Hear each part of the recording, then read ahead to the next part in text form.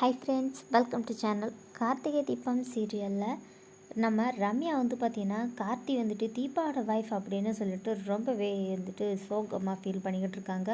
So இப்படி இருக்கும்போது தீபாவோட ஒய்ஃபாக இருக்கும்போது தீபா ஆல்ரெடி நிறையவே சொல்லியிருக்கா கார்த்தி ரொம்ப நல்லவர் அப்படி இப்படின்லாம்.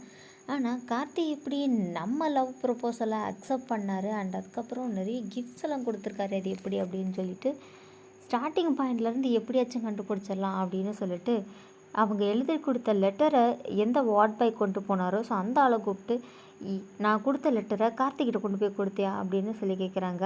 நான் கொடுத்தேன் மேடம், அதுக்கு பதிலாக அவரும் ஒரு லெட்டர் கொடுத்தாரு அப்படின்னு சொல்லிட்டு அவர் சொல்கிறாரு. உடனே நம்ம ரம்யா பார்த்திங்கன்னா பல்லார்னு ஒரு அறை விட்டுறாங்க. ஸோ உண்மை எல்லாத்தையுமே சொல்லிடுறாரு. ரம்யாவுக்கு பயங்கர அதிர்ச்சி, யார் அந்த லேடி அப்படின்னு சொல்லி தெரிஞ்சுக்கலான்னு சொல்லிட்டு ஐஸ்வர்யா பற்றின டீட்டெயில்ஸ்லாம் எடுத்தா அவங்க கார்த்தியோட அண்ணின்ற விஷயம் தெரிஞ்சுட்டு பயங்கர ஷாக் ஆகுறாங்க ரம்யா. இவங்க எதுக்காக கார்த்தியும் நானும் லவ் பண்ணுற மாதிரி செய்யணும்? ஸோ கண்டிப்பாக தீபாவுடைய வாழ்க்கையை கெடுக்கிறதுக்காக தான் அப்படி பண்ணியிருக்காங்க.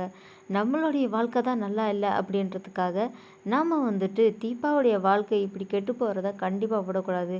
இந்த ஐஸ்வர்யாவுக்கு நம்ம ஒரு பாடம் புகட்டும் அப்படின்னு சொல்லிட்டு நேராக ஐஸ்வர்யா இருக்கிற இடத்துக்கே போயிட்டு ஐஸ்வர்யாவை பார்த்திங்கன்னா நீங்கள் தான் ஐஸ்வர்யாவான்னு கேட்குறாங்க. அதுக்கு உடனே அவங்களும் ஆமான்றாங்க. பல்லாருன்னு ஒரு அறை கொடுத்துட்றாங்க.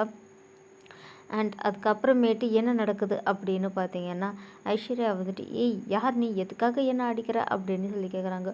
ஓ, நான் யாருன்னு தெரியாமல் தான் நான் கார்த்திக் எழுதின லெட்டரை நீ மாற்றி கொடுத்தியா அப்படின்னு சொல்லி கேட்குறாங்க. ஐஸ்வர்யா பார்த்தீங்கன்னா அப்படியே திருன்னு முழிச்சுக்கிட்டு நின்றுக்கிறாங்க. அண்ட் அதுக்கப்புறம் என்ன நடக்குது அப்படின்னு பார்த்தீங்கன்னா நம்ம ஐஸ்வர்யா கார்த்திக்கிட்ட எப்படியாச்சும் இந்த உண்மை எல்லாத்தையுமே சொல்லிடணும் அப்படின்னு சொல்லி நினைக்கிறாங்க. அண்ட் அதுக்கப்புறமேட்டு ரம்யா என்ன சொல்கிறாங்கன்னா இதுக்கப்புறமும் நீ தீபாவையும் கார்த்தியும் பிரிச்சிடலாம் அப்படின்னு சொல்லி எதனாச்சும் கனவு கண்டுக்கிட்டு இருந்தேன்னா அது எதுவுமே நடக்காது. தீபாவையும் கார்த்தியையும் இந்த ஜென்மத்தில் இல்லை எந்த ஜென்மத்திலையும் பிரிக்க முடியாது. அவங்களுக்கு ஒன்றுனா கண்டிப்பாக நான் வருவேன்னு சொல்லி ரம்யா பார்த்திங்கன்னா தீபாவுக்கு சப்போர்ட் பண்ணுறாங்க.